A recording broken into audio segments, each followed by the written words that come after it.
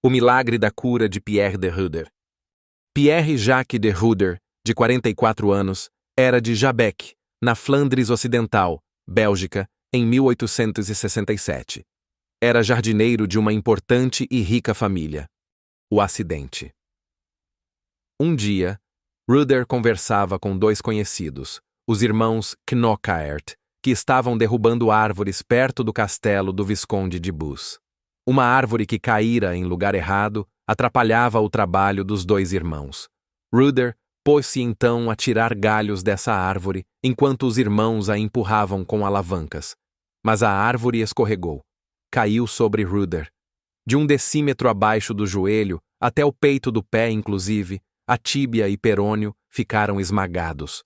Os ossos do terço superior da perna esquerda ficaram separados 3 centímetros dos correspondentes ossos dos 2 terços inferiores. Consta o testemunho do médico de Oldenburg, Dr. Affenaer, chamado pelo Visconde de Bus, patrão de Pierre Jacques. O médico imobilizou a perna e manteve o conjunto com uma bandagem. Irreparáveis consequências. Várias semanas depois, ao retirar o aparelho imobilizador, porque o ferido sofria muito, não houvera nenhum progresso.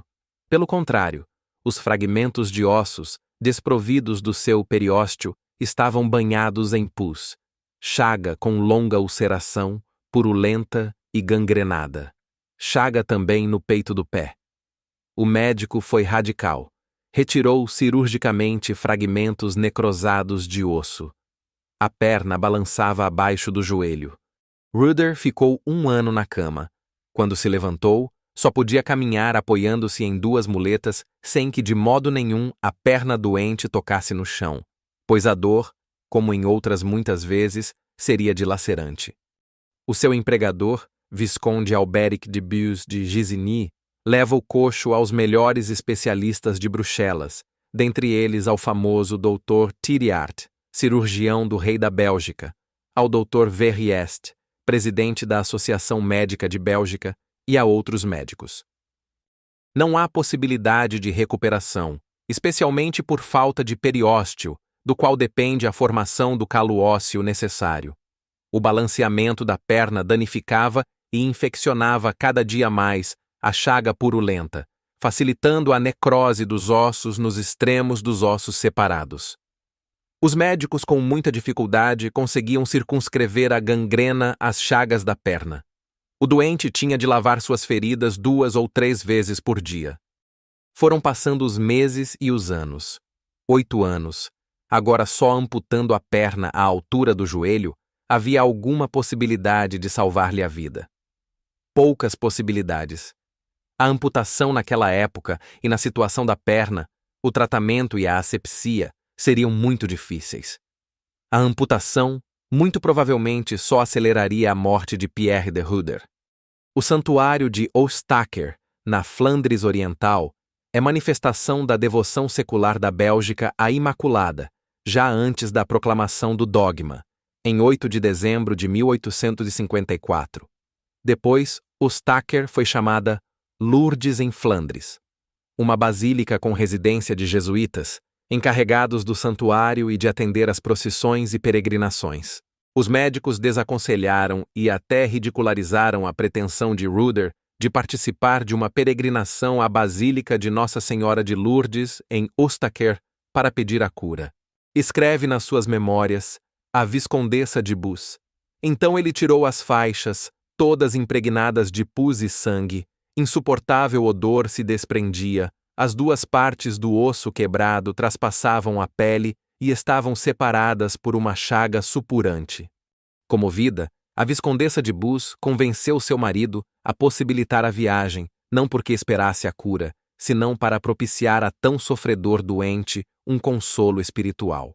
1 semana antes da peregrinação, o Dr. Holtsager examinou o doente e concretamente destacou as observações do balanço desordenado da perna, inclusive ficando o calcanhar para frente e os dedos para trás.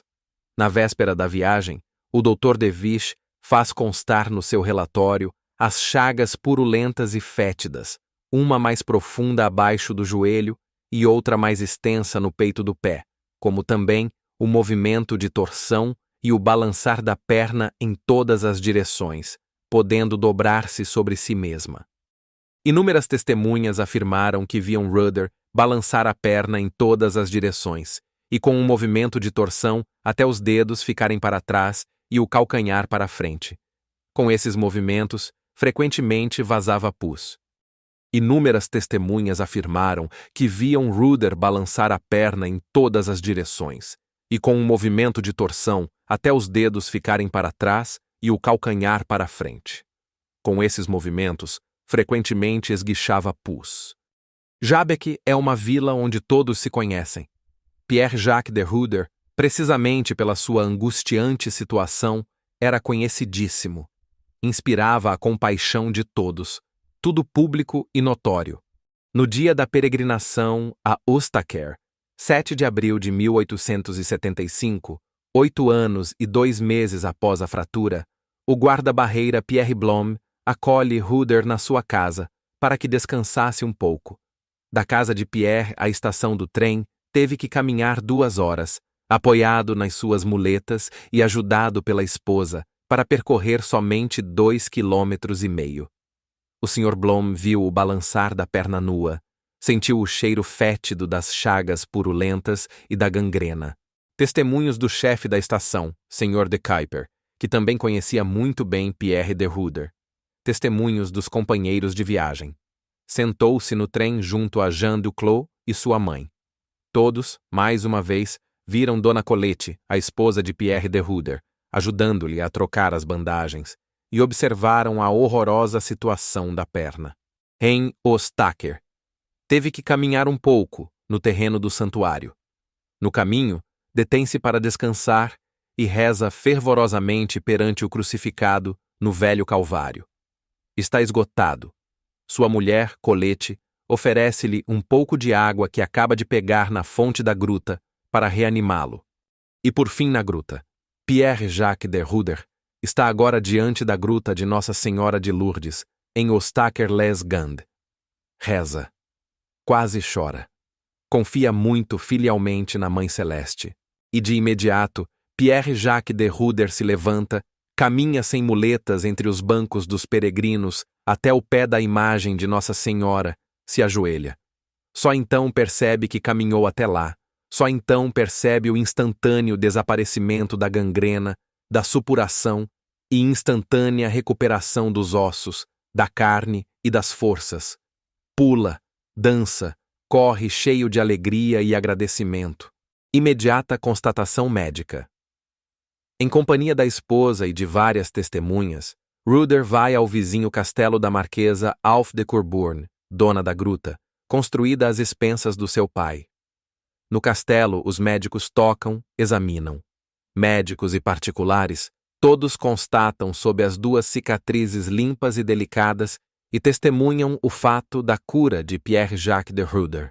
No dia seguinte, e no outro, todos os médicos que antes examinaram e trataram do doente, agora veem e tocam o fato da cura milagrosa.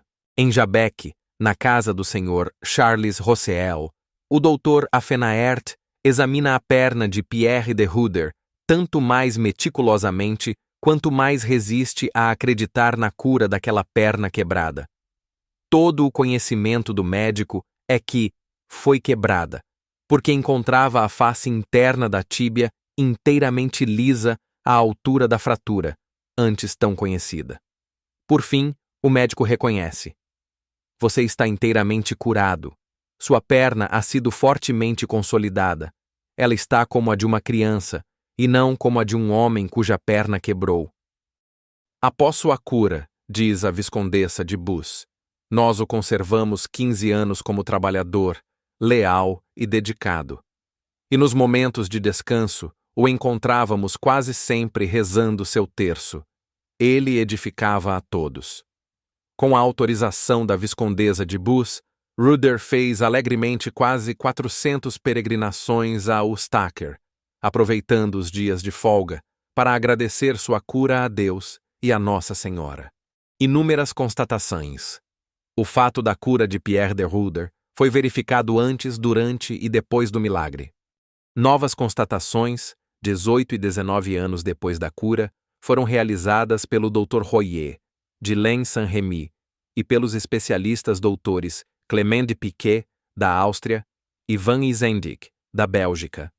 Ruder atendeu inclusive ao chamamento feito pelos médicos de Lourdes, agora Lourdes da França.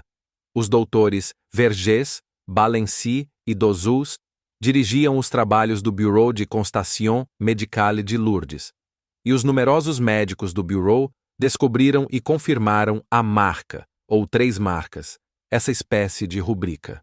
Na época da cura de Pierre de Ruder, não podia haver verificação por radiografia, que não existia então. Mas, por iniciativa do Péau Calevert, reitor do Seminário Maior de Bruges, 22 anos depois da cura, a radiografia foi realizada pelo Dr. Seligman, professor do Ateneu Real. Em qualquer restauração natural de fratura de ossos, o cálcio vai lentamente formando um calo ósseo, até juntar após muito tempo os fragmentos.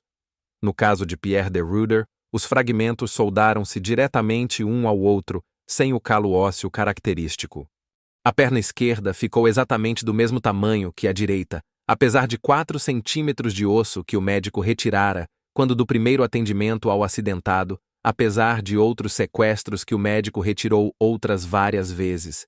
Apesar da parte do osso que o acidente triturara e que ficou sem periósteo, apesar dos pedaços de osso que se perderam por supuração, apesar da grandíssima surpresa, da incrível marca. Os ossos haviam soldado justapostos.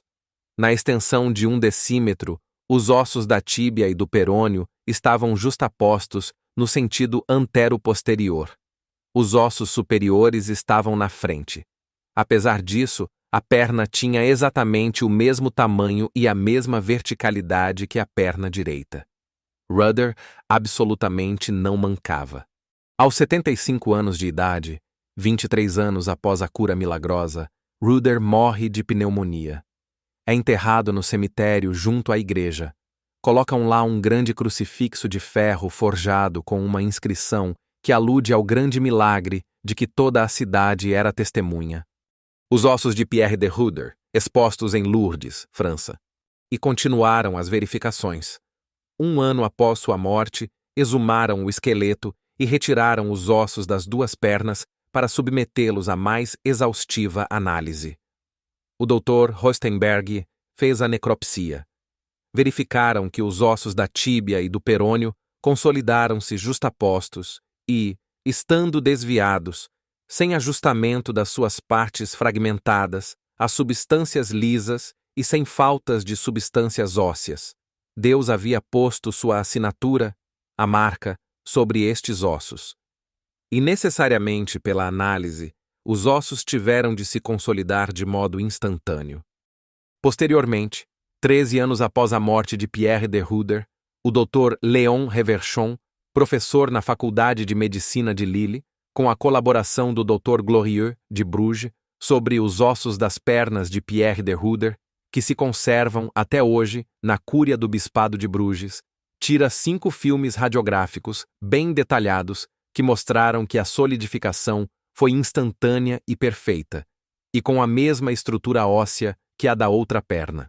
Nova análise radiográfica em 1951, pelo professor Dr. L. Elaut, confirmando plenamente as verificações anteriores. A impossibilidade médica, uma fratura exposta, não tratada, que permaneceu aberta por 8 anos, cicatrizar instantaneamente, é algo que desafia as leis da biologia. Documentação histórica.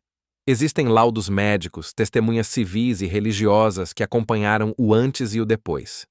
Impacto duradouro. O caso não foi um rumor isolado, mas permaneceu como prova concreta de um fato sobrenatural. Finalidade espiritual. Além da cura física, o milagre fortaleceu a fé de milhares de pessoas e continua sendo lembrado como sinal da intervenção divina na história humana. Assim, o milagre de Pierre de Ruder permanece como um dos exemplos mais sólidos daquilo que a ciência não explica, mas a fé reconhece como uma intervenção direta de Deus por intercessão da Virgem Maria.